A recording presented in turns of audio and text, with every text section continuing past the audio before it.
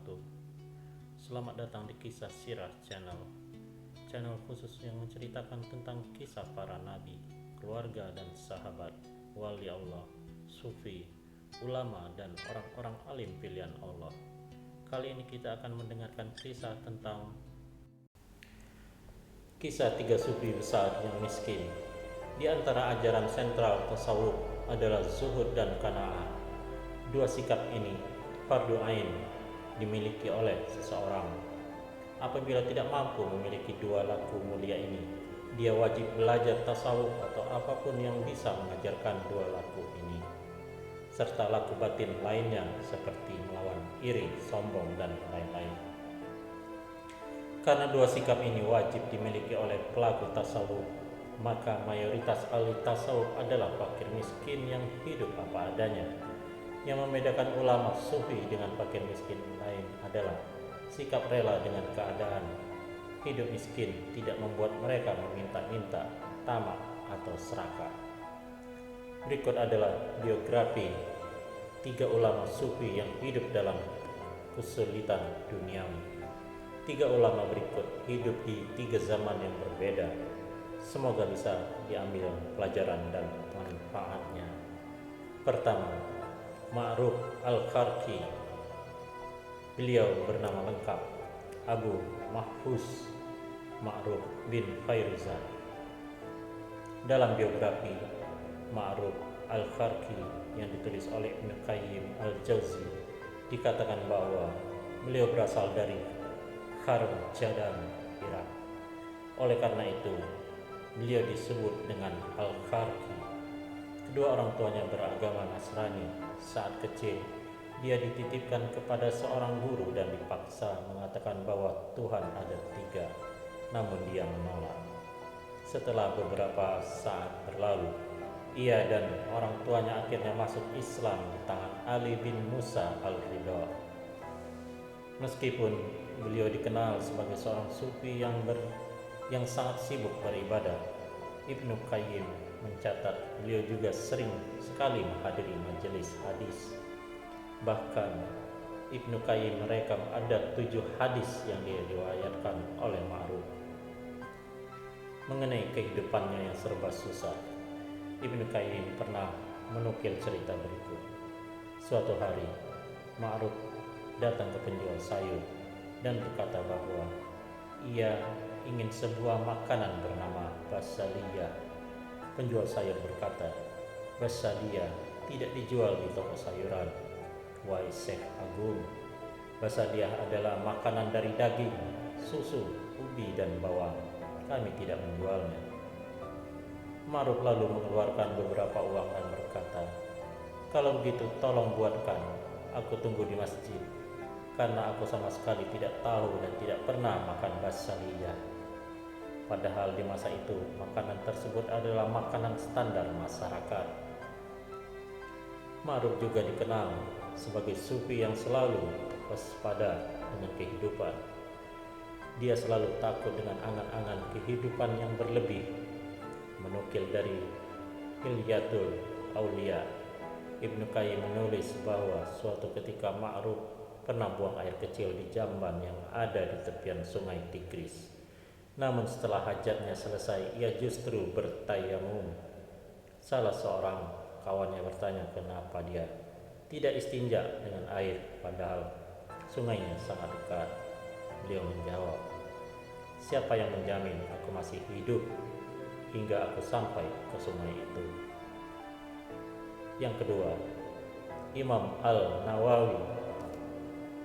Imam Al-Nawawi adalah ulama sufi yang hidup dalam kesempitan rezeki. Namun demikian, sebagaimana mestinya seorang sufi, beliau selalu sabar menghadapinya. Beliau bernama lengkap Yahya bin Sharaf. Beliau biasa dijuluki Abu Zakaria, meskipun beliau sendiri tidak pernah menikah hingga meninggal. Adanya julukan ini karena orang Arab memang biasa menjuluki seseorang bernama Yahya dengan Abu Zakaria, Umar dengan Abu Hafsah, atau Yusuf dengan Abu Ya'qub. Beliau lahir di kota Nawa dan meninggal di Damaskus. Beberapa tahun yang lalu kita digegerkan oleh pengeboman makam Al-Nawawi oleh ISIS. Ayahnya adalah pedagang sederhana dan An-Nawawi terbiasa membantu menjaga toko. Ayahnya berkata bahwa ketika berangkat haji bersama An-Nawawi, An-Nawawi terkena sakit panas hingga hari Arafah. Namun demikian, An-Nawawi tidak pernah mengeluh sekalipun. Pada usia remaja, beliau datang ke kota Damaskus setelah tinggal di Jami' Umawi untuk beberapa saat.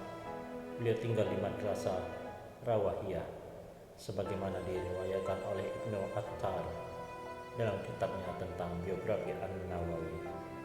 An-Nawawi tidak pernah membalikan badannya selama 2 tahun ketika baru sampai di sana. Ibnu Attar menulis bahwa An-Nawawi selalu berpuasa hingga akhir hayatnya.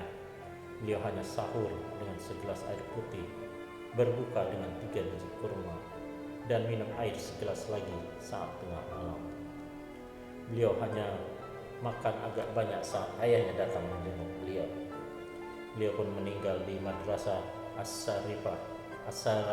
Asrafiyah saat berusia 40 tahun di pangkuan ayahnya karena sakit yang sudah lama beliau simpan. Yang ketiga, Asy-Sya'rani. Abdul Wahab Asy-Sya'rani adalah seorang sufi luar biasa. Beliau adalah keturunan Sayyidina Ali dari jalur Muhammad bin Al-Hanafiyah sesuai pengakuan beliau dalam Al-Minan. Beliau sudah hafal Al-Quran sejak usia 7 tahun. Hafal Jurmiyah, Alfiyah Ibnu Malik dan Iraqi, Minhaj, Jam'ul Jawami, dan banyak kitab-kitab pokok lain. Beliau hafal semuanya di luar kepala.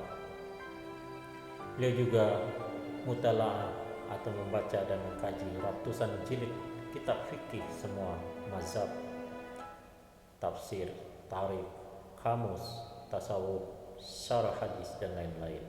Beberapa di antaranya beliau baca berulang-ulang hingga puluhan kali. Bahkan beliau sering menulis komentar di kertas khusus karena beliau tidak sanggup membeli kitab. Sejak umur 8 tahun, beliau tidak pernah meninggalkan sholat secara sengaja kecuali sekali, yakni ketika beliau ke Hijaz dan lupa tidak niat jamaah takhir. Sejak kecil, beliau sudah terbiasa mengkhatamkan Al-Quran dalam sekali sholat. Beliau hidup sederhana di zawiyahnya. Beliau seringkali diberi hadiah oleh pejabat terkemuka namun beliau menolak. Hidup sederhana ini sudah menjadi pilihan beliau. Bahkan suatu ketika beliau pernah hendak melamar seorang wanita. Namun wanita tersebut memberinya syarat-syarat duniawi yang harus beliau penuhi. Akhirnya beliau mundur dan tidak jadi melamarnya karena tidak memiliki cukup harta. Namun akhirnya wanita itu terharu dan akhirnya menikah dengan beliau. Demikianlah sedikit kisah di antara banyak biografi ulama sufi zuhud yang bisa dijadikan teladan. Semoga ada manfaatnya. Wallahu a'lam bishawab. Wassalamualaikum